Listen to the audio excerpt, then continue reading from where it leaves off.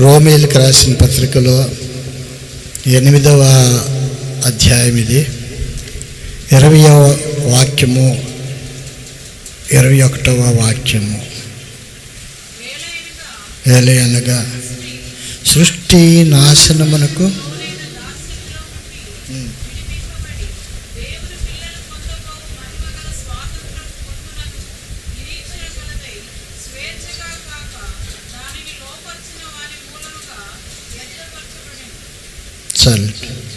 సృష్టి నాశనమునకు లోనైన దాస్యములో నుండి విడిపింపబడి దేవుని పిల్లలు పొందబో మహిమగల స్వాతంత్ర్యము పొందును అను నిరీక్షణ కలదై. For the creation was subjected to futility in hope that the creation itself will be set free from its bondage to corruption and obtain the freedom of the glory of the children of God.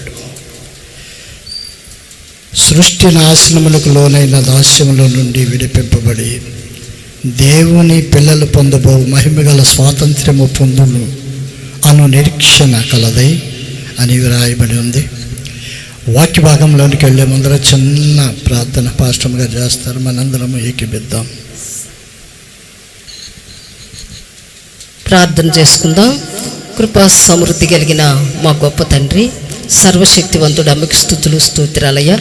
గత పరిశుద్ధ దినము నుండి ఈ దినము వరకు కూడా ప్రభా, మరి మిమ్మల్ని నాయన ప్రభా మీరు మమ్మలను మీ రెక్కల చాటును భద్రపరిచి నాయన ప్రభా మీ కృపల్లో కాచి కాపాడుతూ అనుక్షణం నాయన మీరు మాకు తోడయుండి నడిపించి మీ కృపనిచ్చిన విధానం బట్టి మొట్టమొదటిగా మీకు స్తుతులు స్తోత్రాలు చెల్లిస్తూ ఉన్నాము నాయన. అయ్యా, మరి ఈ రోజును చూడలేని వారు అనేక మంది ఉన్నారు, కానీ మీ మహాకృపను బట్టి ఈ పరిశుద్ధ దినాన్న పరిశుద్ధ ఆలయంలో మిమ్మల్ని స్తుతించి గణపరిచి కొనియాడి మహిమపరిచే ధన్యత మీరు మాకు అనుగ్రహించినందుకు మీకు స్తోత్రాలు నాయన. అయ్యా, ఈ పరిశుద్ధ దినాన్న మీ ఆలయంలో ఉన్న మా అందరితో కూడా ఇప్పటి వరకు మా పాటల్లో మీరయ్యుండి నడిపించిన విధానం బట్టి మీకు స్తోత్రాలు. వాక్య భాగంలోనికి మేము వెళుతూ ఉండగా పరిశుద్ధాత్మదేవుడ దైవ సేవకులను మీ యొక్క అభిషేకంతో నింపుకుని మీ సిలువ చాటును మరుగు చేసి మాకు ఈరోజు ఏ వాక్యమైతే అవసరమైనదో అటు శక్తివంతమైన వర్తమానంతో మీరు మాతో మాట్లాడండి అయ్యా. నాయన ప్రభా, ఈ విత్తబడే వర్తమానం మా అందరి హృదయాల్లో నూరంతలుగా ముద్రించమని, రావలసిన బిడ్డలందరినీ కూడా త్వరగా నడిపించమని యేసు నామమున అడుగుచున్నాం తండ్రి, ఆమేన్. ఆమేన్. హల్లెలూయా. సృష్టి నాశనములకు లోనైన దాస్యములో నుండి విడిపింపబడి దేవుని పిల్లలు పొందబో మహిమగల స్వాతంత్రము పొందును అను నిరీక్షణ గలదై అని 20వ వాక్యం వరకు మనము చూస్తున్నాం. For the creation was subjected to futility in hope that the creation itself will be set free from its bondage to a corruption and obtain the freedom of the glory of the God. మనము ఈ వాక్యాన్ని మనం చూస్తే సృష్టి already నాశనానికి లోనైపోయినట్లుగా మనము చూస్తూ ఉంటాం. సృష్టి అంతా కూడా సాతాను యొక్క బంధకాలలో అది పట్టుబడిపోయి ఉంది. అది సాతాను సృష్టిని తన కబంధ హస్తాల్లో మూసేసింది. ఆ తరుణములో మనిషికి స్వేచ్ఛ అనేది లేనే లేదు. స్వేచ్ఛ గురించి మనము ఆలోచిస్తే నిన్నటి దినాన స్వాతంత్రం గురించి మనము అందరం కూడా స్వాతంత్రం నా జన్మ హక్కు అన్నట్లుగా జెండా వందనాలకి వెళ్ళారా? మీరు జెండా వందనం చేశారా? Very good. ఆ టైంలో మనకేంటంటే ఆ పేట్రియాటి మనకి నేను కూడా దేశభక్తురాలని అనే ఆ తలంపులో మనమందరం కూడా ఆ టైంలో చాలాగా ఫీల్ అవుతూ ఉంటాం. చాలా చోట్ల ప్లెడ్జ్ కూడా, నేషనల్ ప్లెడ్జ్ ఆఫ్ ఇండియా కూడా అది కూడా చదువుతూ ఉంటాం. ప్రతిజ్ఞ, భారతదేశం నా మాతృభూమి, భారతీయులందరూ నా సహోదరులు, నేను నా దేశాన్ని ప్రేమిస్తున్నాను, సుసంపన్నమైన బహువిధమైన నా దేశ వారసత్వ సంపద నాకు గర్వకారణం, దీనికి అర్హత పొందడానికి సర్వదా నేను కృషి చేస్తాను. ఇలాగా India is my country and all Indians are my brothers and sisters. I I love my country and I am proud of its rich and varied heritage. I shall always strive to be worth of it. It shall give respect to my parents, teachers and all the elders and treat everyone with courtesy. ఇలాగా మనము ఒక ప్రతిజ్ఞ చేస్తూ ఉంటాం. భారతదేశానికి స్వాతంత్రం రాకముందర British వారి కబంధ హస్తాల్లో ఈ భారతదేశం అంతా పట్టుబడిపోయింది. వాళ్ళు చాలా చాకచక్యంగా ఈ భారతదేశంలోనికి ఎంట్రీ ఇచ్చారు. చాలా మేమేదో చిన్న వ్యాపారం చేసుకుంటాం అన్నట్లుగా వాళ్ళు భారతదేశంలోనికే కాదు, ప్రపంచంలో అనేక చోట్ల వాళ్ళు తిష్ట వేశారు. అనేక దేశాల్లో వాళ్ళు నెమ్మదిగా వ్యాపారము నిమిత్తం వచ్చారు. ఏదో వ్యాపారం చేసుకుని వెళ్తాము అని అంటే అప్పుడున్న రాజులు సరేనని వారు కూడా ఏం చేశారంటే వారికి అవకాశం ఇచ్చారు. వారు నెమ్మదిగా ఏం చేశారంటే వ్యాపారంలో పట్టు సంపాదించారు. ఇక్కడనే కాదు, అనేక చోట్ల పట్టు సంపాదించి రాజులకు ఎక్కువగా కప్పం చెల్లిస్తూ, ఆ ట్యాక్స్ చెల్లిస్తూ వారిని తమ ఆధీనంలోనికి పెట్టుకున్నారు. రాజులు సహితము వారిని ఏమీ మాట్లాడలేకుండా వారిని డబ్బుతో కొట్టేశారు, డబ్బుతో కొనేశారు. కనుక రాజులు ఆ వ్యాపారాన్ని ఇంకా ఎంకరేజ్ చేసేటట్లుగా వారు రాజుకి ఎక్కువ కప్పం కడతా ఉంటే రాజు కూడా కొంచెం మౌనం వహించాడు వాళ్ళ విషయంలో. అది నెమ్మదిగా ఏమైందంటే రాజులకి మధ్యలో వారు భేదాన్ని కల్పించి వారిని విడదీసి పాలించటం మొదలుపెట్టారు. విడదీసి పరిపాలన. అంతమందర భారతదేశం అంతా ఒక యూనిటీలో లేదు, ఆయా రాష్ట్రాలుగా ఉండేది అప్పట్లో. దేనికి దానికే భారతదేశం అంతా కూడా కొన్ని మొక్కల సముదాయం. అది మన మొక్క ఆంధ్రప్రదేశ్కి ముందర తమిళనాడు, ఆంధ్రప్రదేశ్ రెండు కలిసిపోయి అదొక పెద్ద సౌత్ ఇండియా, నార్త్ ఇండియా లాగా ఇప్పుడు అనుకుంటున్నాం. కానీ అప్పుడు అట్లా ఏమీ లేదు. కొన్ని రాష్ట్రాలుగా ఉన్నాయి ఈ దేశాన్ని. వారిని అలాగనే ఉంచి ఒకరికి మధ్య విభేదాలు కలిగించి వారంటే వీడి పడినట్టుగా, వీడంటే వాడిని పడినట్టుగా అలా చేసి వాళ్ళలో ఐక్యతను తీసివేసి వాళ్ళందరినీ కూడా తమ హస్తాల్లో గుప్పిట్లో పెట్టుకున్నారు. ఇలాగా చాలా సంవత్సరాలు వాళ్ళు పరిపాలన చేశారు. తర్వాత వాళ్ళు ఏం చెప్తే అది వేదవాక్యం అయిపోయింది. తర్వాత ఇక మనల్ని అదో రకంగా చిన్న చూపు చూడటం మొదలుపెట్టారు. ఆ టైంలోనే భారతదేశానికి స్వార్థ ప్రకటించడానికి అనేక మంది వచ్చారు. అదే తరుణంలో బ్రిటిష్ వాళ్ళు ఏమి స్వార్థను ఎంకరేజ్ చేయలే. బాగా వినండి, బ్రిటిష్ వాళ్ళు ఎంకరేజ్ చేయలేదు.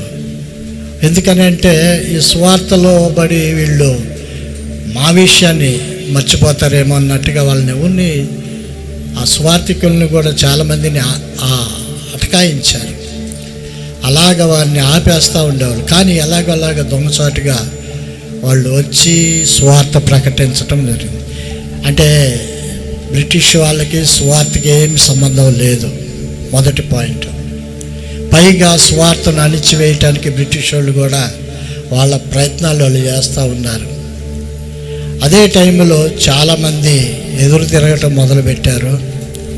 ఇక్కడ ఒక చోటే కాదు, ప్రపంచం మొత్తం మీద ఆ బ్రిటిష్ వాళ్ళు సామ్రాజ్యాలు ఎక్కడెక్కడ ఉన్నాయో అక్కడంతా కూడా తిరుగుబాటు జెండా ఎగరేశారు ప్రతి చోట.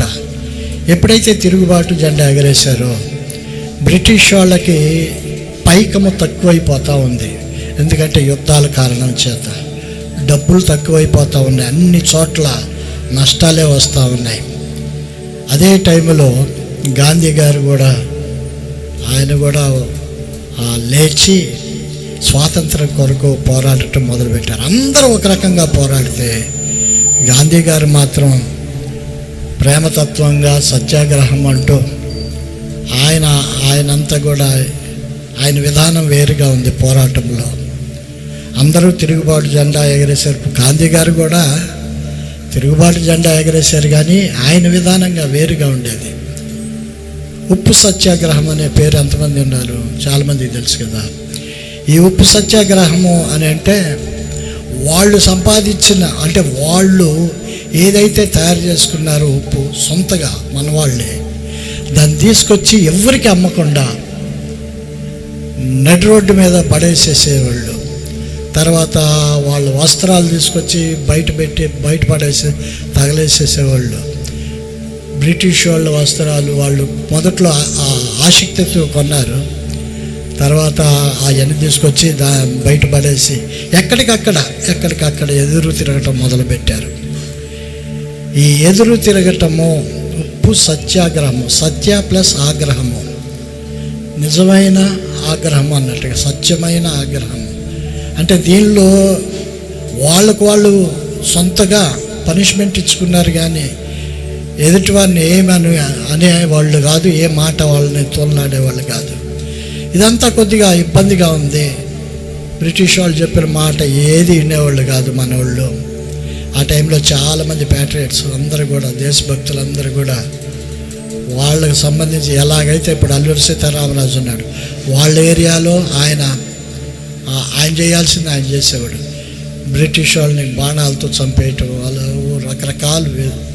చాలామంది భగత్ సింగ్ అని, చాలామంది మనకు తెలుసు. ఝాన్సీ లక్ష్మీబాయి అని తెలుసా మీరు? ఝాన్సీ లక్ష్మీబాయి ఎలాగ చాలామంది అందరూ తిరుగుబాటు చేయటము, ఒక్కసారిగా బావుట ఎగరవేయటంతో వాళ్ళు చాలా తీవ్రమైన మనస్తాపన కలిగి, పైగా ఆర్థికంగా చాలా వెనకబడిపోవటం వలన వారు దేశాన్ని విడిచి వెళ్ళిపోవాల్సి వచ్చింది. ఎలాగైతే మన దేశాన్ని మనము స్వాతంత్రము అనే ఆ స్వేచ్ఛ గాలులు మనం పీల్చడం మొదలుపెట్టాం. అంతకు ముందర వాళ్ళు చెప్పింది మనం వినేవాళ్ళం, ఇప్పుడు అలా కాదు, మనం చెప్పిందే మనం వింటూ ఉన్నాం. ఇలాగా స్వాతంత్రం కోసం అనేక మంది తమ ప్రాణాలను త్యాగం చేశారు.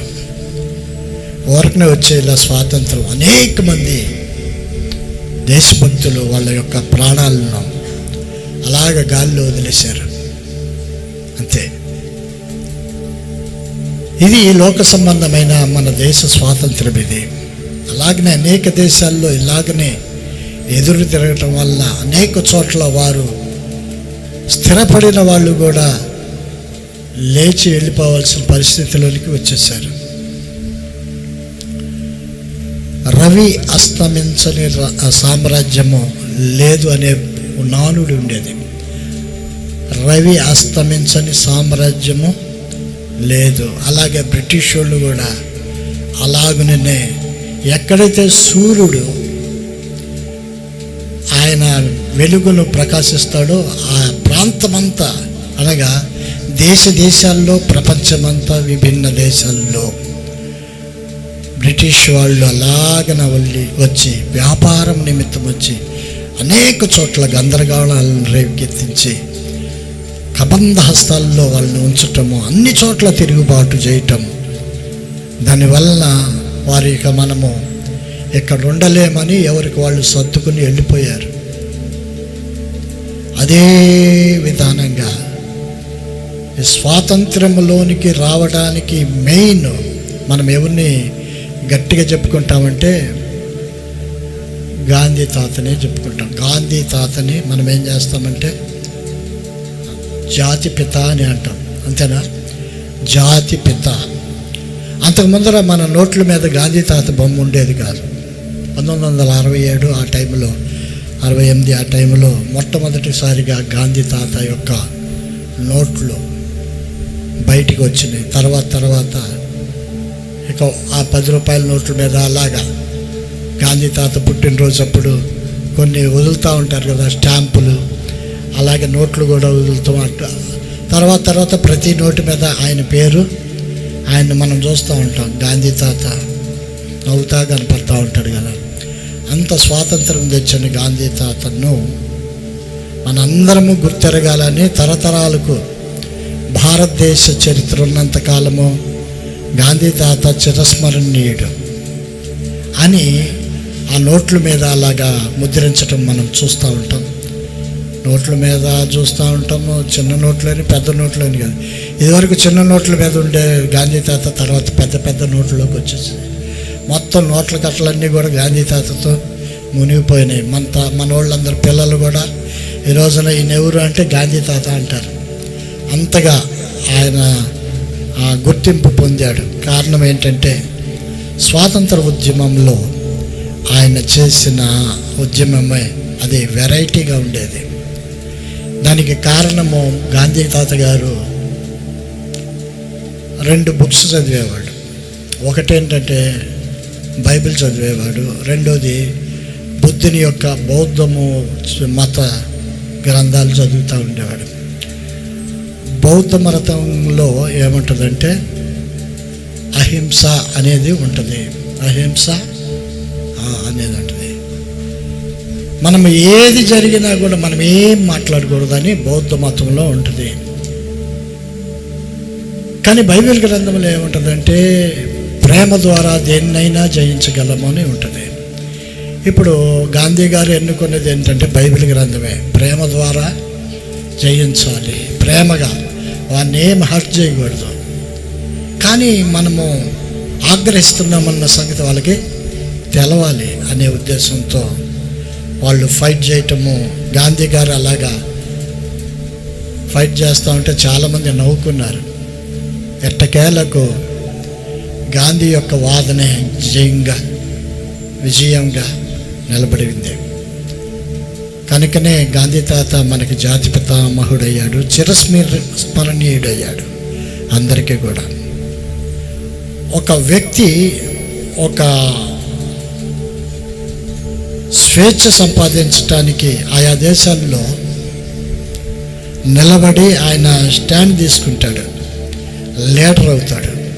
ఆయన్ని ఫాలో అయిన వాళ్ళందరూ కూడా ఆయన వెనకాల వెళ్ళి నిజంగానే గాంధీ గారి లాగా మనం కూడా చేస్తే వాళ్ళు పారిపోతారు. అప్పటికే చాలా చాలా ఇబ్బందులు పడుతూ ఉన్న బ్రిటిష్ వాళ్ళందరూ కూడా పారిపోవటం చూస్తూ ఉన్నప్పుడు మన వాళ్ళకి ఇంకా కొంచెం ధైర్యం వచ్చింది. మన మొట్టమొదటి ప్రధానమంత్రి జవహర్లాల్ నెహ్రూ, అంతేనా? జవహర్లాల్ నెహ్రూ ఆయన మొట్టమొదటి ప్రధానమంత్రి అయ్యారు. ఇలాగా మనకి స్వాతంత్రం రావడానికి గురించి మనము ఇలా అనేక రీతిలుగా ఎంతసేపు అయినా చెప్పుకోగలం. ఎందుకంటే అంత చరిత్ర ఉంది మన దేశానికి. అలాగే ఇజ్రాయెల్ కూడా స్వాతంత్రం మొన్నే వచ్చింది. వాళ్ళు కూడా 48 అనుకుంటే 1947 48 వాళ్ళు కూడా ఆ సంవత్సరమే పొందుకున్నారు. మనము 1947 సంవత్సరం ఆగస్టు 15వ తారీఖున స్వాతంత్రము మనకి డిక్లేర్ చేశారు.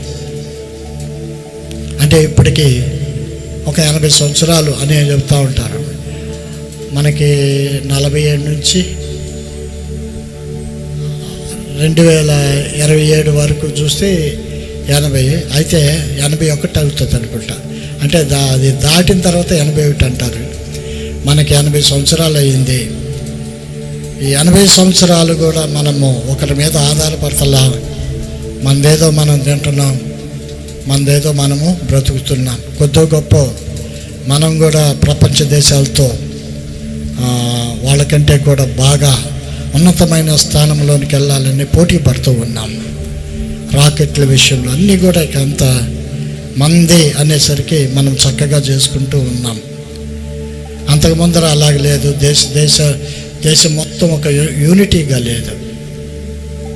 హైదరాబాద్ ఉంటే అదొక ప్రభుత్వం, తెలంగాణ అంటే అదొక ప్రభుత్వం, ఆంధ్ర అంటే అదొక ప్రభుత్వం.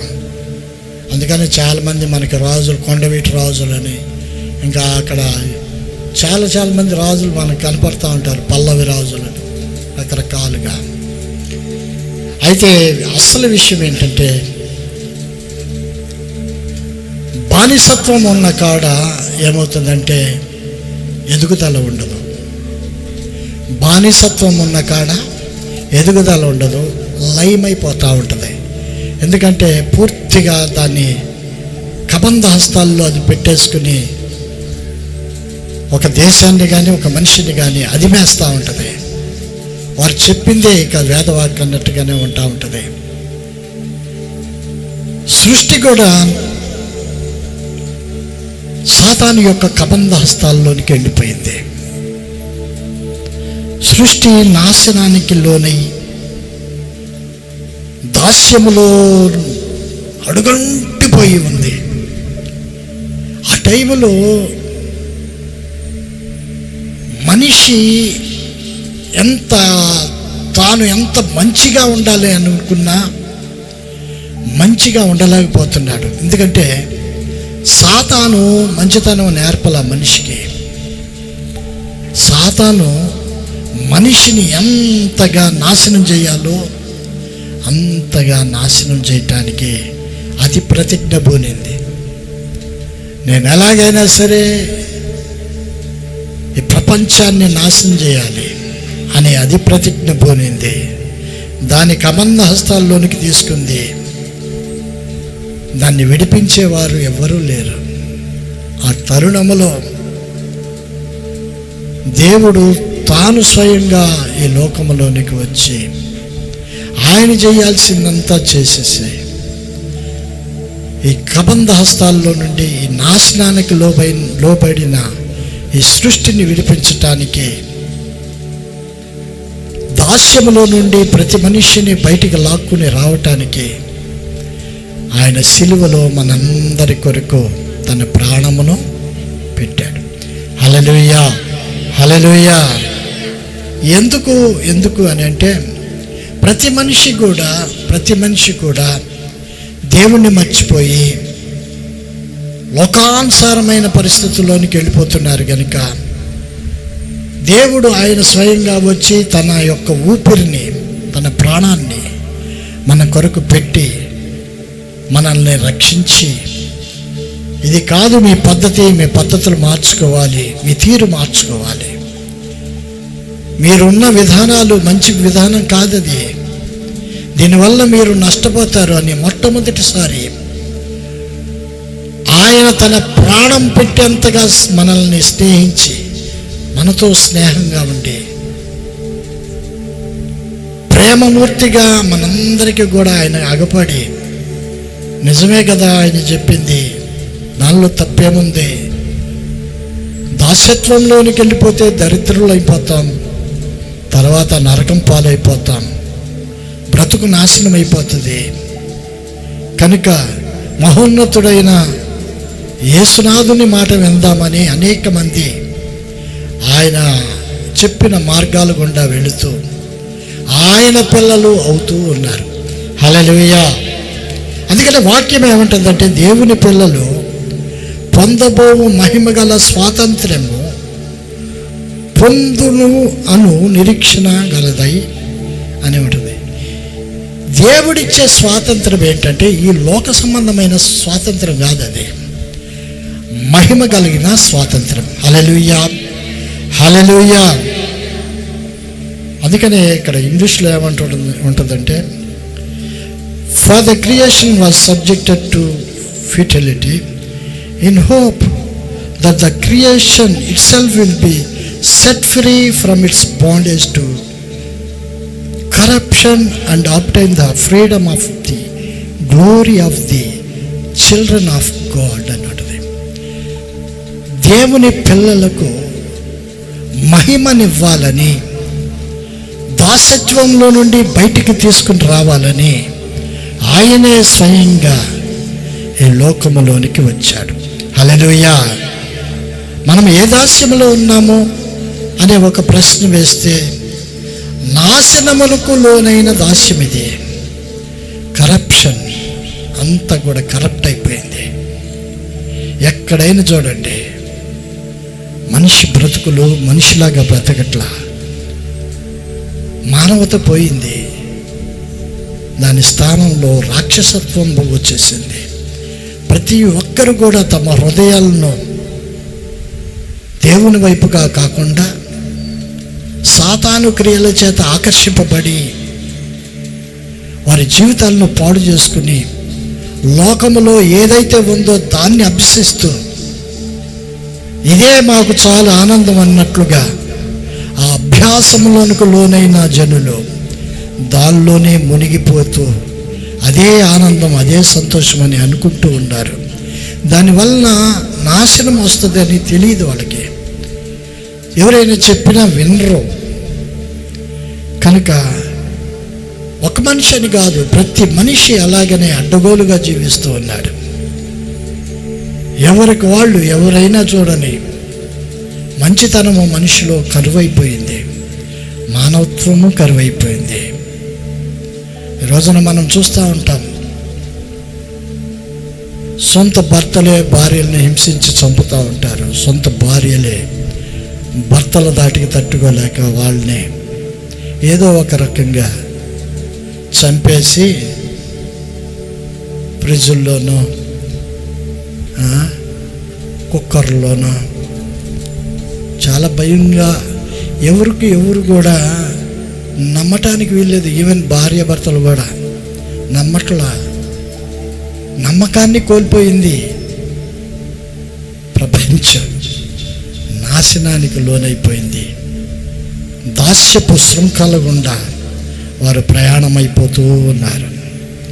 ఈ లోకము, మన శరీరము, మనకున్న సత్సంబంధాలు అని మనం అనుకుంటామే, ఆ సత్సంబంధాలు లేవు.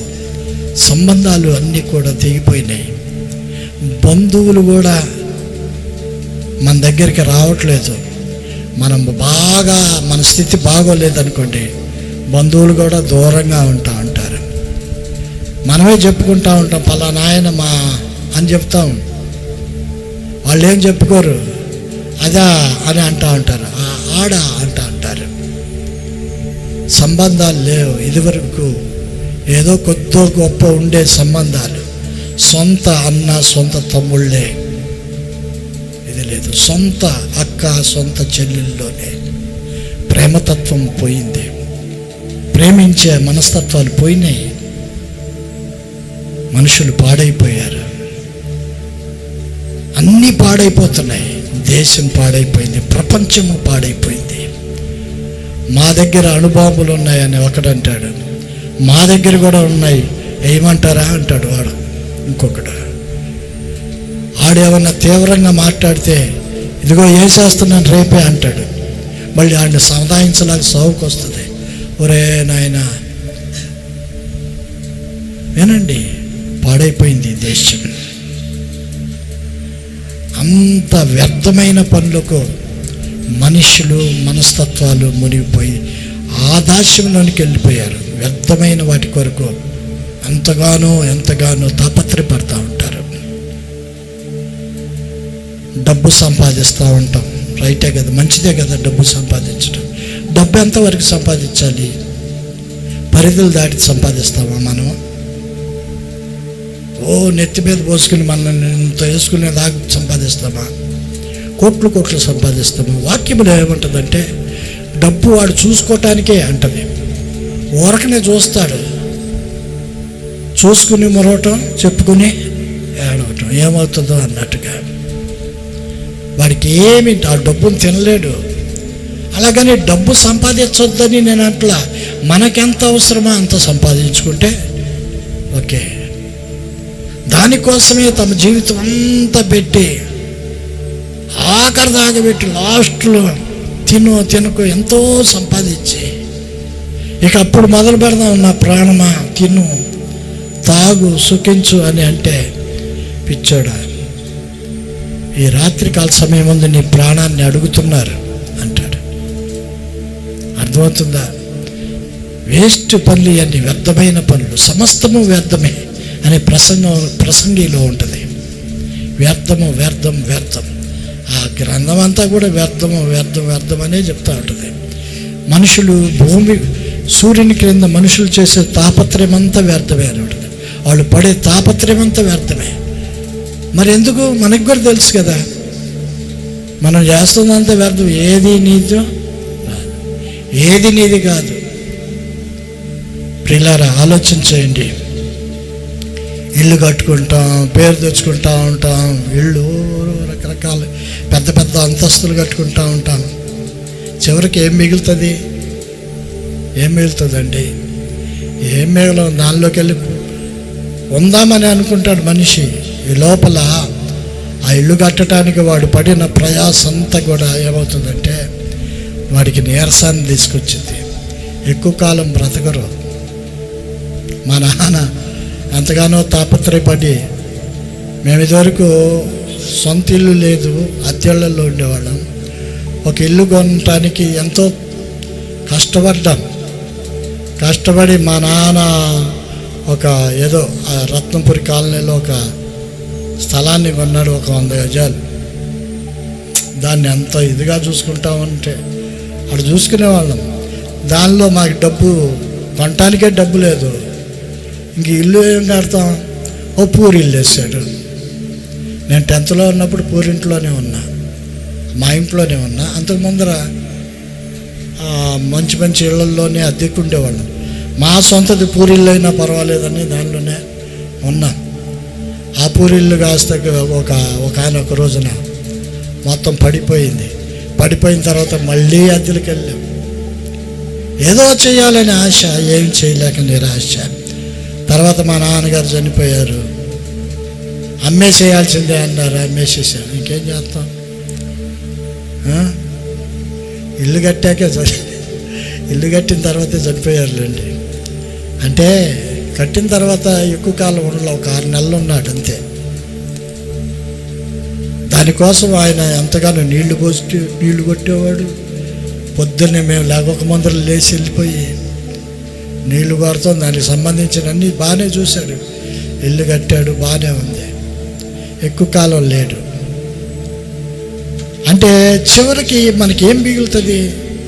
అంత సంపాదించినా కూడా, ఇల్లు కట్టినా కూడా అంతా వ్యర్థమే అని బైబిల్ చెబుతుంది. అలాగే వ్యర్థంగానే అయిపోయింది.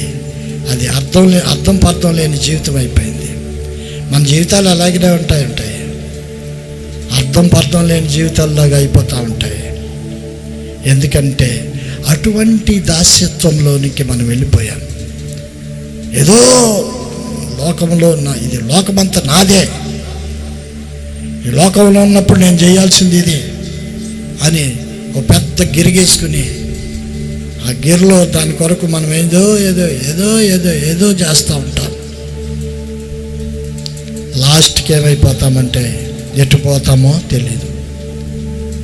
మనకు ఒక ఇల్లు ఉంది, ఆ ఇల్లు సంగతి మర్చిపోయాం. మనకు ఒక దేశం ఉంది, ఆ దేశం గురించి కూడా మర్చిపోయాం. ఇదే మన దేశము, ఇదే మన ఇల్లు అన్నట్లుగా ఎంతగానో ప్రయాసపడతా ఉంటాం. దేవుడు అంటాడు, అందుకని ప్రయాసపడి భారం మోసుకుంటున్న సమస్త జనులారా నా యొద్దకు రండి, నేను మీకు విశ్రాంతి కలగజేస్తాను. నేను కలగజేస్తా. మీరు ఏయో పెట్టుకున్నారు, మార్తమ్మలాగా. మార్తమ్మ కూడా ఏయో పెట్టుకుంది. యేసు ప్రభు స్వయంగా వాళ్ళ ఇంటికి వస్తే ఆమె అప్పుడు బూరెలు గారెలు ఉండటం మొదలుపెట్టింది. అప్పుడు ఏదో చేయాలని. పైగా అక్కడున్న మరియమ్మను కూడా, ప్రభువా నువ్వు చెప్పవా ఈ మనిషికి? నీ కాళ్ళ దగ్గర కూర్చొని నువ్వు చెప్పే మాటలు ఏంటుంది? అవును, నా దగ్గర పంపించు, చాలా పని ఉంది. ఏమికి అర్థం కావట్లా? మీకు భోజనాలు పెట్టాలా? వంటలు చేయటానికి నేను ఒక్కదాన్ని ఎంతసేపు కష్టపడాలి? పంపించయ్యా అని అంటే, మార్తా అని ఒకసారి అన్నాడు, 2 సార్లు అన్నాడు. మార్తా మార్తా అన్నాడు.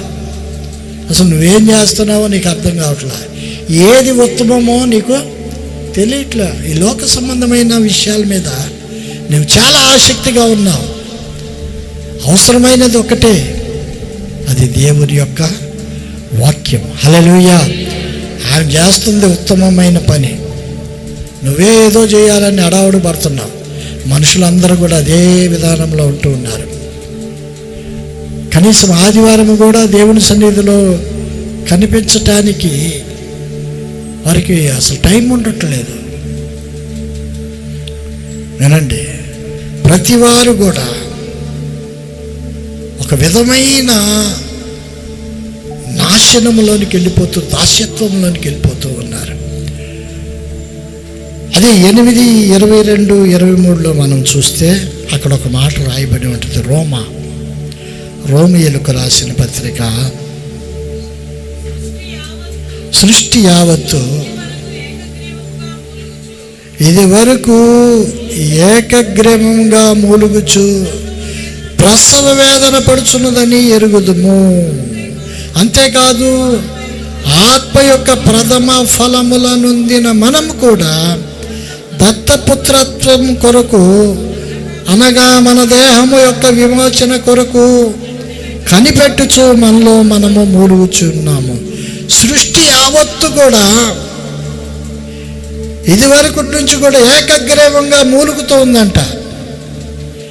ఎప్పుడు నేను ఈ బంధ విముక్తి పొందుతాను అన్నట్టుగా సృష్టి ప్రపంచాలు, ఈ ప్రపంచం యావత్తు కూడా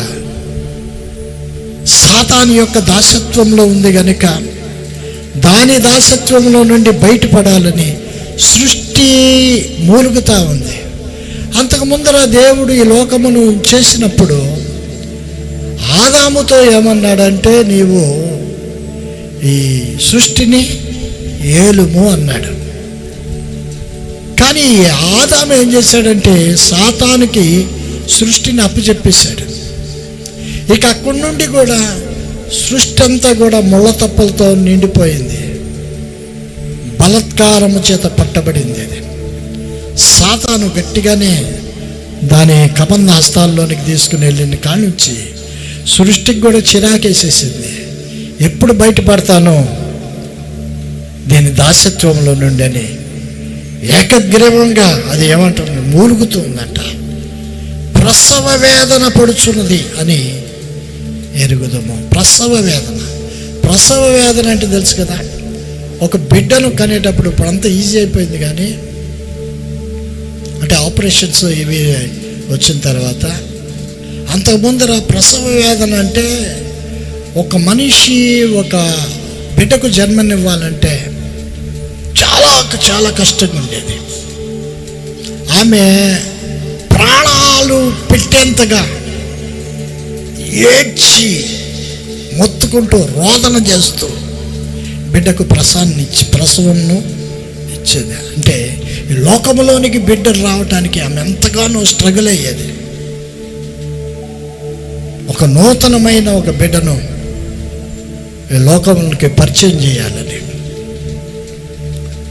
ఒక్కొక్కసారి ప్రాణాలు కోల్పోయేది తల్లి. అనేక మందిని మనం చూస్తూ ఉంటాం. బిడ్డ బాగానే ఉన్నారు కానీ తల్లి లేదు అంటూ ఉంటారు, ఉసూరు అంటూ ఉంటారు. తాను కన్న బిడ్డను తాను చూసుకోలేక చనిపోతూ ఆ రోజుల్లో ఉండేది. ఇప్పుడు అలా కాదు, ఎక్కడికక్కడ సిజేరియన్ చేసి బయట తీసేస్తున్నారు. ప్రసవ వేదన కొన్ని చోట్లలో ఆ సిజేరియన్ అట్లాంటివి ఉండేవి కాదు. మామూలుగా కొన్ని ప్రదేశాల్లో వాళ్ళు అలా ప్రసవ వేదనతోనే కనేవాళ్ళు. ఇప్పుడు కూడా కంటున్నారు అనుకోండి. బలం ఉన్నోళ్ళు ఏం చేస్తారంటే డాక్టర్స్ చెప్తారు, నీకు రక్తం అంతా బాగానే ఉంది, సరిపోయింది, కనగలవా అని అడుగుతారు. అప్పుడు ఏమనిపిస్తుంది అంటే వామ్మో ఎలాగుంటుందో అని. కాదులే డాక్టర్ గారు సిజేరియన్ చేసేయండి అంటూ ఉంటారు. వీళ్ళే వాళ్ళు చెప్పేది కాదు, వీళ్ళే చెబుతూ ఉంటారు. ఫ్రీ కావాలి, మనిషికి తొందరగా బయటపడాలి. సృష్టి యావత్తు ప్రసవ వేదన పడుతుంది. సాతాను యొక్క కబంధ హస్తాల నుండి బయటికి రావాలని మూలుగుతుందంట. ఎప్పుడు విడుదల వస్తుంది అని అంటే యేసయ్య రాకడలో వస్తుంది. హల్లెలూయా, అంతే కదా. యేసు ప్రభు ఎప్పుడు వస్తాడా అని సృష్టి యావత్తు ఎదురు చూస్తుంది, ప్రపంచాలు ఎదురు చూస్తున్నాయి. అంతేకాదు ఆత్మ యొక్క ప్రథమ ఫలములను నొందిన మనము కూడా దత్తపుత్రత్వము కొరకు, అనగా మన దేహము యొక్క విమోచనం కొరకు కనిపెట్టుచు మనలో మనమే మూలుగుచూ ఉన్నాము అని వ్రాయబడింది. మనం కూడా, ఈ శరీరం కూడా ఏం చేస్తుందంటే శరీరంలో ఉన్న పాపాన్ని బట్టి ఆత్మ మనలో నుండి మూలుగుతూ ఉంటుంది. అది బయటికి ఎప్పుడు వెళ్తుందామా అన్నట్టుగా ఈ ఆత్మ శరీరంలో బంధింపబడింది కనుక ఆత్మ ఎంత చెప్పినా శరీరం అస్సలు లోబడట్లా. ఆత్మకు తెలుసు ఇది తప్పని. పరిశుద్ధాత్మ దేవుడు కూడా ఆయన కూడా ప్రేరేపిస్తూ ఉంటాడు, ఇది తప్పు, ఇది పాపం, ఇది చేయకూడదు, ఇలాగ నువ్వు ప్రవర్తించకూడదు అని శరీరాన్ని ఆత్మ గద్దిస్తూ ఉంటుంది. కానీ ఈ శరీరము ఆత్మ మాట వెంటలా ఇష్టానుసారంగా ప్రవర్తిస్తూ ఉంది. ఈ శరీరానికి ఆత్మకు పడట్లేదు కనుక ఆత్మ ఏమనుకుంటుందంటే ఎప్పుడు బయటపడదామా అన్నట్టుగా ఆత్మ కూడా ఎదురు చూస్తూ ఉంటుంది. ఎప్పుడు బయటపడతాడు ఒక మనిషి? ఒక మనిషి శరీరంలో నుంచి ఎప్పుడు బయటపడతాడు? చనిపోయినప్పుడే కదా. అప్పుడు దాకా స్ట్రగులే కదా. ఈ పాపం వల్ల వచ్చి జీతము మరణకరమైన రోగాలు వస్తూ ఉన్నాయి. అయినా కూడా మనిషి లెక్క చేయట్లా. రోగం వచ్చినప్పుడు దేవుడా అనుకుంటే దేవుడి దగ్గరికి వస్తారు. రోగం పోయిన తర్వాతను మరలా యథావిధిగా అయిపోతూ ఉంటాడు. ఏముందిలే అన్నట్టుగా. అంటే వాడు ఏమైపోయాడంటే అలవాటైపోయాడు నాశనానికి. దేవుడు అదే గుర్తు చేస్తూ ఉంటాడు, మీరు ఎప్పుడు మీకు ఏం సంభవిస్తుందో మీకు తెలియదు, ఎందుకురా మీరు ఇలా చేస్తున్నారు అని దేవుడు ఆయన కోపడుతూ ఉన్నాడు. మనుషులందరూ అందరూ ఒక్కళ్ళు కాదు, అందరూ పాపం చేసి దేవుడు అనుగ్రహించి మహిమను పొందలేకపోతున్నారు. అటువంటి మహిమ గల స్వాతంత్రము దేవుడు ఇవ్వాలని కాంక్షిస్తూ ఉన్నాడు. హల్లెలూయా. మన విధానాలన్నీ కూడా దేవునికి బాగా తెలుసు. మనం ఎటువంటి వారమో తెలుసు. మన జీవితం ఎంతో కూడా తెలుసు. మనం ఎంతకాలం బ్రతుకుతామో కూడా తెలుసు. ఈ చిన్న జీవితంలో మనం ఎంత ఎగిరెగిరి పడుతున్నామో, ఇదే అది అనుకుని ఇదే టాప్ అనుకుంటా ఉంటాం. నా అంతటోడు లేడు, ఎందురా మాతో పెట్టుకునేది? మాతో పెట్టుకుని ఎవరితో? నువ్వు మాతో అన్నావంటే నీలో ఏదో ఇంకోటి దాగుంది, అది నీకు కనబడతలా, నువ్వు గ్రహించట్లా. మహిమ గల స్వాతంత్రం అంటే ఏమిటి అని అంటే 21వ వాక్యంలో దేవుని పిల్లలు పొందబోవు మహిమ గల స్వాతంత్రము పొందుడు అను నిరీక్షణ గలదై అని ఉంటుంది. అంటే సృష్టి నాశనానికి లోనైన దాస్యంలో నుండి విడిపింపబడి దేవుని పిల్లలు పొందబోవే మహిమ గల స్వాతంత్రం అని అంటే అది పరలోకమే. హల్లెలూయా. మహిమ గల స్వాతంత్రము దేవుడు మనకి ఇవ్వాలి అనుకుంటున్నాడు. ఇప్పుడు ఇది రక్షణలోనికి వచ్చాం, రక్షణలో కొనసాగుతూ ఉన్నాం. ఇది పూర్తి స్వాతంత్రం కాదు. అసలైన స్వాతంత్రం ఏమిటంటే ఈ శరీరాన్ని విడిచిపెట్టి దేవుని దగ్గరికి వెళ్ళి ఆయన దగ్గర మహిమ కలిగిన శరీరముతో ఆయన సన్నిధానంలో ఉండటమే మహిమ కలిగిన స్వాతంత్రం. హల్లెలూయా. అంటే ఈ శరీరం అంతా కూడా పాడైపోయిన ఈ శరీరం మట్టి దేహం. ఇది ఈ మట్టి దేహము స్థానములో మహిమగల స్వాతంత్రము పొందటానికి మహిమగల శరీరాన్ని దేవుడిస్తూ ఉన్నాడు. హల్లెలూయా. హల్లెలూయా.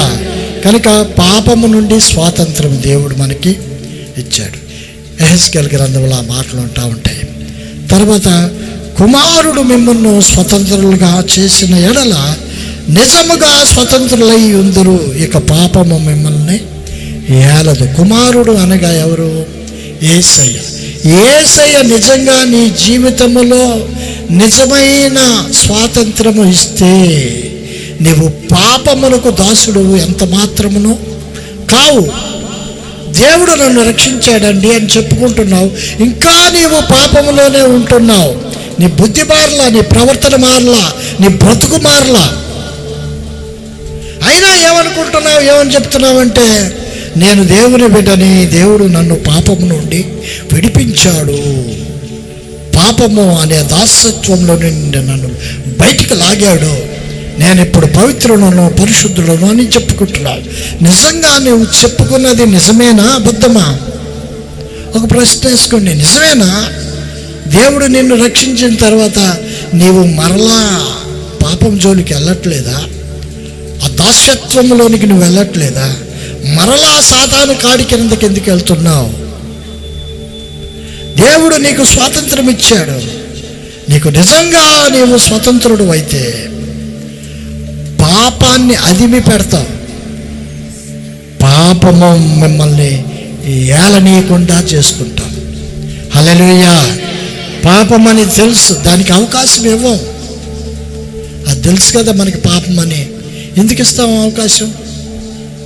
ఇవ్వం. ఎందుకు ఇవ్వము అంటే అవకాశం ఇస్తే మరలా అదేం చేస్తుందంటే మనల్ని బానిసత్వంలోనికి, దాస్యత్వంలోనికి తీసుకుని వెళ్ళిపోద్ది, లాక్కుని వెళ్ళిపోద్ది.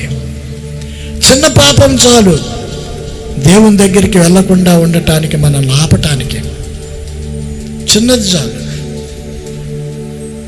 కనుక మన అంతరంగము మనకి తెలుసు, మన జీవితం మనకి తెలుసు. ఎవరికి తెలిసినా తెలియకపోయినా మన ప్రవర్తన విధానము మనకి తెలుసు. మన బ్రతుకు ఎలా బ్రతుకుతున్నామో మనకు బాగా తెలుసు. నిజంగా దేవుని బిడ్డలుగానే మనం బ్రతుకుతున్నామా? దేవుడు నన్ను రక్షించాడు, ఆయన కృప చొప్పున నన్ను మహిమగల స్వాతంత్రం ఇవ్వాలని ఆయన ఆకాంక్షించి మనల్ని ఆ దాస్యత్వం నుండి బయటికి తీసుకుని వస్తే మనమేం చేస్తున్నాం? ఇంకా పాపమును మనల్ని ఏలటానికి దానికి అవకాశం ఇస్తున్నామా? రోమీయులకు రాసిన పత్రిక 6:14 ఆ మాటలు ఉంటాయి, చదవద్దు. రెండవది ఏంటంటే పాపము నుండి విడుదల ప్లస్ మరణము నుండి విడుదల, స్వాతంత్ర్యము. 1 కొరింథీ 15:54 చదవద్దు. మరణము అనే దాన్ని దేవుడు మొట్టమొదటిసారి ఏం చేశాడంటే, మరణమా నీ ముల్లెక్కడా అన్నాడు. మరణాన్ని జయించి మనిషి యొక్క జీవితంలో ఒకే ఒక్క పదము, భయంకరమైన పదం ఏంటంటే మరణము. మరణము అనే అనగానే మొఖాలన్నీ కూడా వాడిపోతాయి. కొద్ది రోజుల్లో నీవు చచ్చిపోతావు అంటాడు డాక్టర్. ఇక ఏ మాత్రము కూడా మన హృదయాల్లో ఆనందం ఉండదు, కొంచెం కూడా ఆనందం ఉండదు. చచ్చిపోతావు అని అన్నప్పుడు చాలా చాలా చాలా చాలా మనం ఆలోచిస్తాం. ఆ మరణపు దాస్యత్వంలో నుండి బయటపడటానికి ఎన్ని ప్రయత్నాలు చేస్తామంటే, ఈ శారీరకంగా మన ప్రాణాన్ని మనం దక్కించుకోవటానికి ఎన్నో ప్రయత్నాలు చేస్తాం. దాని కొరకు కోట్లు సంపాదించిన అదంతా కూడా వ్యర్థముగా అని అనుకోనక అప్పుడు దాచిపెట్టుకున్నదంతా బయటికి తీసి ఖర్చు పెట్టేస్తాం.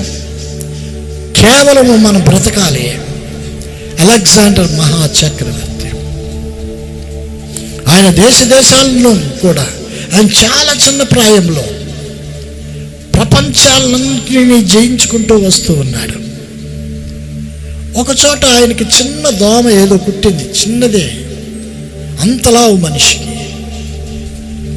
దానివల్ల తీవ్రమైన అస్వస్థతకు లోనైపోయాడు. డాక్టర్లందరినీ కూడా మంచి మంచి డాక్టర్లు రప్పించుకున్నాడు, కానీ ప్రయోజనం లేదు.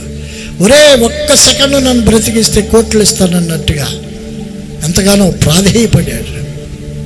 ఏం ప్రయోజనం లేదు. అంతా సంపాదించాడు, తన జీవితంలో సుఖం లేదు, శాంతి లేదు, నెమ్మది లేదు. అంతా సంపాదించాడు, విస్తారమైన సంపాదన ఆయనకుంది. ఆయన చక్రవర్తిగా పిలువబడుతున్నాడు, మనశ్శాంతి లేదు. అలాగునే చనిపోయాడు, తీవ్రమైన వ్యధతో చనిపోయాడు. బ్రతికించటానికి ఆయన దగ్గర ఉన్న సంపద ఎంతైనా ఖర్చు పెట్టడానికి ఇష్టపడ్డాడు, కానీ ఆయన బ్రతుకులో నెమ్మది లేకుండానే చనిపోయాడు. అప్పుడు అంతకుముందు ఆయన ఒక మాట అంటాడు. ఏమంటాడంటే, మీరు బాక్స్లో పెట్టేటప్పుడు నా 2 చేతులు బయటికి పెట్టండి. ఇట్లా పెట్టండి. బాక్స్ కన్నం పెట్టి నా చేతులు బయటికి పెట్టండి. ఎవరైనా అడిగారు అనుకోండి, ఏంటి రాజుగారిని అటు తీసుకెళ్తున్నారు అని అంటే, ఆయన వచ్చేటప్పుడు నువ్వు ఏం తీసుకుని రాలేదంట, పోయేటప్పుడు కూడా ఏమీ తీసుకుని వెళ్ళట్లేదంట, అందుకని అలా పెట్టారు అని. అంటే ఒక మాట ప్రపంచానికి తెలియజేశారు, నువ్వు ఒట్టివాడివే, మట్టివాడివే అని. అంతా శూన్యం ఇది. దీనికోసము మనిషి ఎంతగానో ఆరాటపడిపోతూ ఉంటాడు. మరణము నుండి స్వాతంత్రం ఇచ్చింది ఈ మరణం కాదు, దేవుడిచ్చిన స్వాతంత్రం. ఇంకొక మరణం ఉంది, అది నరకం. ఆ నరకము నుండి స్వాతంత్రాన్ని దేవుడు మనకివ్వాలని ఆయన కోరుకుంటూ ఉన్నాడు. హల్లెలూయా, హల్లెలూయా. కనుక అలాగున ఆయన ఎలాగైతే మరణాన్ని జయించి లేచాడో, అలాగనే ప్రతి మనిషి కూడా మరణాన్ని జయించి లేవాలి అనేది ఆయన యొక్క ఉద్దేశం. ప్రతి మనిషి లేస్తాడు, కానీ దేవుణ్ణి కలిగిన వారు దేవుని దగ్గరికి, దెయ్యాన్ని కలిగిన వారికి దెయ్యం దగ్గరికి వెళ్ళిపోతారు. 2 బాటలు, 2 దారులు. ఏది ఉత్తమమైన దారో మనకి అర్థం కావాలి. కనీసం చేస్తున్నది ఇది మంచిదా చెడ్డదా అని గ్రహించగలగాలి. ఇదివరకు మీరందరూ కూడా బాప్తిస్మం తీసుకున్న ముందర దేవుని దగ్గరికి వచ్చినప్పుడు, బాప్తిస్మం తీసుకున్న తర్వాత ఆ టైంలో మీరెంతో మంచి పరిశుద్ధతను కలిగి ఉన్నారు. అలాగనే జీవించాలని తాపత్రయపడ్డారు. అప్పుడు బాగా ఉన్నారు, మంచిగా దేవుళ్ళు ఎదుగుతా మీ అంతటి వాళ్ళు లేరన్నట్టుగా పాటలు, స్తోత్రాలు, వాక్యము చదువుట యందు, ప్రార్థన యందు మిక్కిలి అపేక్ష కలిగిన వారిగా ఉన్నారు అప్పట్లో. కానీ తర్వాత రాను ఏమైపోయిందంటే మరలా పాపపు ఆ కట్టడిలోనికి వెళ్ళిపోయారు. రక్షణలోనికి వచ్చిన మీరు మరలా వెనక్కి వెళ్ళిపోయారు. అందుకు కాదు మిమ్మల్ని దేవుడు ఆయన ఎన్నుకున్నది. మరలా మీరు పాపానికి దాస్యులు అవుతారని కాదు. దేవుని యొక్క విధానం వేరు. నరకం నుండి విడుదల దయచేయాలని, శరీర బలహీనతల నుండి మిమ్మల్ని స్వతంత్రులుగా చేయాలని, రోగగ్రస్తులై ఉన్నప్పుడు శరీరం మీద సాతాను దాని ఆధిపత్యం చూపిస్తున్నప్పుడు, పాపము ద్వారా మిమ్మల్ని తన యొక్క బలమైన పాదములతో మిమ్మల్ని ఒత్తేస్తున్నప్పుడు, చచ్చిపోవటానికి దగ్గరైపోయినప్పుడు, ప్రాణం పోయే స్థితిలోనికి వెళ్తూ ఉన్నప్పుడు, మీరు వేడుకున్న ఆ విన్నపాలన్నీ కూడా దేవుని సన్నిధిలోనికి వెళ్ళి మరలా దేవుడు మీకు జీవాన్ని అనుగ్రహించాడు. హల్లెలూయా. పాపంలోకి వెళ్ళిపోయిన తర్వాత, పరిస్థితులు మారిపోయిన తర్వాత, రోగముతో కొట్టుబిట్టాడుతూ మరణము దగ్గరికి వెళ్ళి మరణమునకు లోనైన ఈ శరీరము నుండి నన్ను ఎవరు విడిపిస్తారు అని మీరు ఆయన వైపుగా చూసినప్పుడు ఆయన మిమ్మల్ని విడిపించాడు. హల్లెలూయా, హల్లెలూయా. కనుక మీ శరీర బలహీనత నుండి మీకు స్వాతంత్రం ఇచ్చాడు దేవుడు. మన శరీరం యొక్క విమోచన కొరకు మనము దేవునిలో ఎదగాలి. ఇంకొకటి ఏంటంటే, శరీరము కూడా మన విమోచనాన్ని కోరుకుంటూ ఉంటుంది. అంటే ఎప్పుడు వెళ్దామా దేవుని దగ్గర. యేసయ్యా నా యేసయ్యా, ఎప్పుడయ్యా నీ రాకడా, యేసయ్యా నిన్ను చూడ ఆశయ్యా, రావయ్యా యేసయ్యా రయముగా, రమ్ము యేసునాథ వేగమెరా రమ్ము. ఆమేన్ ఆమేన్ హల్లెలూయా, ఆమేన్ హల్లెలూయా. అదా రాకడ గురించి ఎన్ని పాటలు పాడుకుంటాం. మేఘాల మీద యేసు వచ్చుచున్నాడు, పరిశుద్ధులందరినీ తీసుకుపోతాడు. అంటే ఏంటి? ఎప్పుడు నన్ను తీసుకెళ్ళిపోతాడా అని ఆత్రతగా ఎదురు చూస్తుంది శరీరము. ఆత్మ కూడా, ఆత్మ బయటికి రావాలి. బయటకు వచ్చేస్తే ఫుల్ స్వాతంత్రం దానికి. మరణకరమైన ఈ శరీరంలో నుండి విడుదల రావాలి. ఆత్మ కూడా బహుగా పరితపిస్తూ ఉంది. ఇది కుమారుని స్వాతంత్రం కనుక దేవుని దగ్గరికి వెళ్ళడానికి దేవుడు మనల్ని ఎన్నుకున్నాడు. దేవుని పిల్లల స్వాతంత్రం అది. ప్రియులారా, ఆలోచన చేయండి. ఇట్టి స్వాతంత్రము, మహోన్నతమైన మహిమ కలిగిన స్వాతంత్రము దేవుడు నీకు ఇవ్వాలి అని అంటే నువ్వు చేయాల్సింది 3 పనులు. ఒకటి ఏంటంటే నిరీక్షణతో ఉండాలి. హల్లెలూయా, హల్లెలూయా. ఎలా వస్తుంది ఈ స్వాతంత్రం అంటే నిరీక్షణతో మనము కనిపెట్టాలి. నిరీక్షణ ద్వారానే మనము రక్షింపబడితిమి. ఇంకా పూర్తిగా రాలా మనకి రక్షణ. పూర్తిగా వచ్చేసిందా? రాలా. ఎప్పుడు వస్తుంది పూర్తి రక్షణ? చెప్పాలి. ఆయన వచ్చినప్పుడే వస్తుంది. ఆయన ఖచ్చితంగా వస్తుంది, కానీ ఆయన వచ్చినప్పుడు వస్తుంది. హల్లెలూయా. అంత దనక మనము నిరీక్షణతో ఉండాలి. ప్రభా ప్రభా ప్రభా ఆయన వచ్చేదాకా. ఆయన కొద్దిగా ఆలస్యం అనుకుంటున్నారు కొంతమంది మనుషులు. కొందరు మాట్లాడుకున్నట్లుగా ఆయన ఆలస్యం చేయట్లా. ప్రతి ఒక్కరూ కూడా రక్షింపబడాలనేది ఆయన తాపత్రయం. హల్లెలూయా. దేవుడు ఇంకా వెయిట్ చేస్తున్నాడు అంటే రాడని కాదు, వస్తాడు. ఎప్పుడో తెలియదు. ఎందుకు ఆగాడు అని అంటే అందరూ కూడా రక్షణలోనికి రావాలని నిరీక్షణతో కనిపెట్టాలి. దేవుని కొరకు విశ్వాసముతో నా దేవుడు ఎప్పుడు వస్తాడో అన్నట్టుగా. తర్వాత పరిశుద్ధతతో కనిపెట్టాలి. పరిశుద్ధతతో కనిపెట్టాలి. ఆత్మతో మనము ఆయన సహాయాన్ని పొందుకొని పరిశుద్ధతో కనిపెట్టాలి. హల్లెలూయా. మనము స్వంతహాగా పరిశుద్ధతలోనికి రాలేము, కొద్ది కూడా రాలేము. పరిశుద్ధాత్మ సహాయం ఉంటే పరిశుద్ధతలోనికి వస్తాం. హల్లెలూయా, హల్లెలూయా. పరిశుద్ధత లేకుండా ఎవ్వరు కూడా దేవుణ్ణి చూడలేరు అని ఉంది. పరిశుద్ధత లేకపోతే దేవుణ్ణి చూడలేం. మరి పరిశుద్ధతతో మనము ఉంటేనే దేవుణ్ణి చూడగలం. కనుక పరిశుద్ధాత్మ సహాయము కొరకు మనము ఎప్పుడు కూడా ఆయన ప్రార్థన చేస్తూనే ఉండాలి.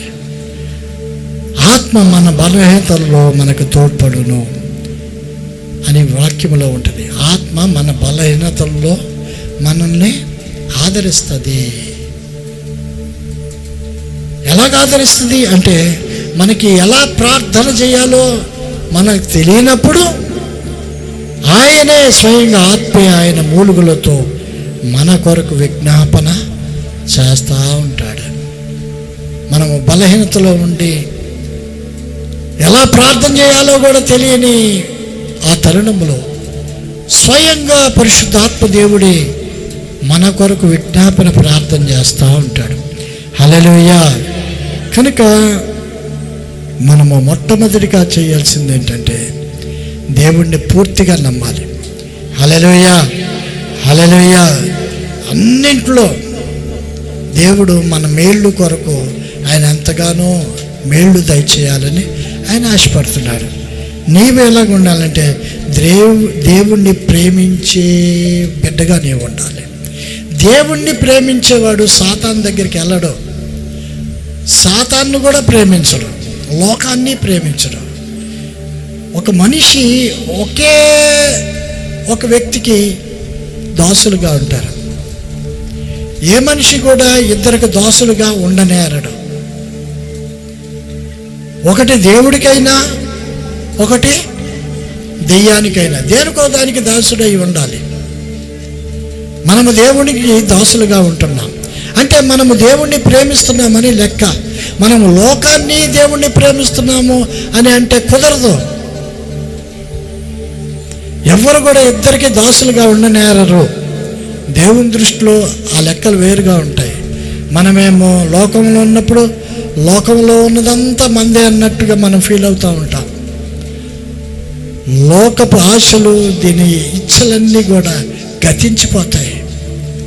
ఎప్పుడో తెలియదు, మొత్తానికి రెడీగా ఉంది సృష్టి వినాశనానికి. ఆయన ప్రేమించే వారికి అన్నీ కూడా సమకూర్చి ఆయన జరిగిస్తూ ఉన్నాడు. హల్లెలూయా. అది మనల్ని ఎంతగా ప్రేమిస్తున్నాడో అర్థం చేసుకోండి. మనము ఎంతగా ప్రేమిస్తున్నామో కూడా అది కూడా ఒకసారి ప్రశ్న వేసుకోండి. దేవుణ్ణి కలిగాము అని చెప్పుకుంటూ దౌర్భాగ్యమైన జీవితాలు మనం జీవిస్తే దేవుని యొక్క ఉగ్రతకు మనం లోనవుతూ ఉంటాం. మనము భయపడాల్సిన పని లేదు. ఎందుకనంటే దేవుడే స్వయంగా మనకు తోడై ఉన్నాడు గనుక. హల్లెలూయా, హల్లెలూయా. అంతేకాదు, ఆయన మనకు దత్తపుత్రాత్మను అనుగ్రహించాడు. మనం పొందుకున్నాం పరిశుద్ధాత్మను. కాబట్టి మనకి ఆయనను అబ్బా తండ్రి అని పిలవటానికి మనకి స్వాతంత్రం, అధికారం ఉంది. అంత అధికారాన్ని దయచేశాడు. అంతకుముందర అబ్బా తండ్రి అని పిలిచే అంత లేదు, అంత సీన్ లేదు. ఎందుకంటే ఒక మనిషిని దేవునికి దూరపరిచింది పాపమే. పాపపు అడ్డుగోడ దేవునికి మనిషికి మధ్యలో నిలబడింది. దేవుడు అని అంటానికి కూడా అధికారం లేని ఆ తరుణంలో యేసు ప్రభు స్వయంగా ఆయన వచ్చి మన పాపములన్నిటినీ తీసివేసి ఆ పాపపు గోడలన్నీ పగలగొట్టి మనకి డైరెక్ట్గా దేవునికి సంబంధాన్ని కలిపాడు. ఇప్పుడు మనము తండ్రి, నాయనా, ప్రభువా అని అంటున్నాం, డాడీ అని అంటున్నాం, డైరెక్ట్గా అంటున్నాం. కారణము ఆయన దత్తపుత్రాత్మను మనకు ఇచ్చాడు కనుక, మనం పొందుకున్నాం కనుక. పరిశుద్ధాత్మతో మనం నింపబడి దేవుని యొక్క సన్నిధిలో మనము జీవిస్తూ దేవునికి అనుకూలంగా మనము బ్రతుకుతూ ఉంటే ఆయన మేళ్ళు మన మీద విపరీతంగా ఉంటాయి. మనుషులు ఆలోచించినటువంటి గొప్ప మేళ్లతో మనల్ని దీవిస్తాడు. హల్లెలూయా, హల్లెలూయా. కనుక వినండి, రెండోది ఏంటంటే అపరాధ భావము మనకి ఉండదు. నేనేదో తప్పు చేశాను అన్న భావం ఉండదు. ఎందుకంటే క్రీస్తు నందు మనమందరము కూడా రక్షణలోనికి వచ్చాం. హల్లెలూయా. అంతకుముందర మనం తప్పు చేశాం, అంతకుముందర మనం పాపులమే. ఎప్పుడైతే ఆయన కాడి కిందకు వచ్చామో, ఎప్పుడైతే రక్షణ మనం తీసుకున్నామో, ఎప్పుడైతే బాప్తిస్మ అనుభవంలోనికి మనం వచ్చామో, బాప్తిస్మం తీసుకుని ఆయన రొట్టె, ఆయన ద్రాక్షారసం అనగా ఆయన శరీర రక్తాలను మనం పుచ్చుకుంటూ ఉన్నప్పుడు ఆయన శరీరము మన శరీరంలోనికి, ఆయన రక్తము మన రక్తంలోనికి రావటం వలన మనలో ఆయన, ఆయనలో మనము, ఈ ఆత్మీయ అనుభవంలోనికి మనం వచ్చేసాం. హల్లెలూయా.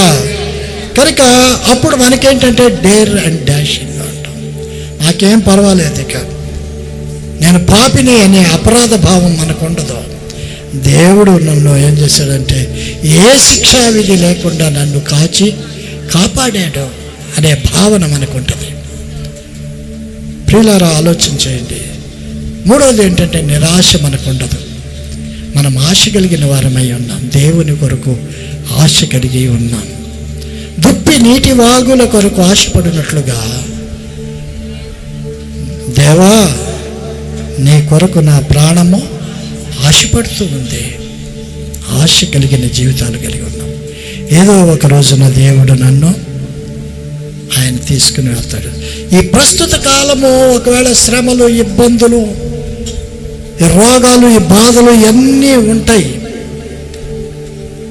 ఉన్నా కూడా ప్రాబ్లమే లేదు, ఆయన మనకు తోడుగా ఉంటాడు. హల్లెలూయా, హల్లెలూయా. అప్పుడేమనిపిస్తుంది అంటే ఈ శ్రమలుగా అనిపించవు. దేవుడు నాకున్నాడు తోడుగా, నాకేం పర్వాలేదు. యేసయ్య నీతో జీవించగానే నా శ్రమలు శ్రమలుగా అనిపించలేదే, నీవు నాకిచ్చే బహు మహిమ ఎదుట ఇవి ఎన్న తగినవి కావే. నీవు నాకిచ్చే, ఆయన ఇచ్చే మహిమ ఎదుట ఈ శ్రమలు ఇవన్నీ కూడా సింపుల్, పెద్దగా ఇవే మనల్ని ఏం బాధ పెట్టవు. శ్రమలు ఉంటాయి, శ్రమలు ఉండవని నేను అంటలా, బైబిల్ కూడా అంటలా. శ్రమలు ఒకవేళ ఉన్నా, ఇబ్బందులు ఉన్నా, ఇక్కట్లున్నా, పరిస్థితులు తారుమారుగా ఉంటున్న ప్రాబ్లం ఏం లేదు. మనకు రాబోయే ఆ మహిమ ఉందే, ఆ మహిమ ఎదుట మనము వీటిని చూస్తే ఇవి చిన్నగా కనబడతాయి. ఏముంది ఆఫ్టర్ ఆల్ అన్నట్టుగా. హల్లెలూయా. అంత మహిమ కలిగిన స్వాతంత్రము దేవుడు మనకు అనుగ్రహించాడు. ఈ దాస్యత్వం, లోక దాస్యత్వంలో నుండి మనల్ని బయటికి తీసుకుని వెళ్ళారు. కనుక మన జీవితాలు విచ్చలవిడిగా కాకుండా దేవుని కుమారుణ్ణి అనే ఆలోచన భావంతో మనము దేవునిలో ఎదుగుతాం. దేవుని కొరకు మన మిగిలిన జీవితాలను దేవుని కొరకు ఇచ్చేద్దాం, సమర్పించుకుందాం.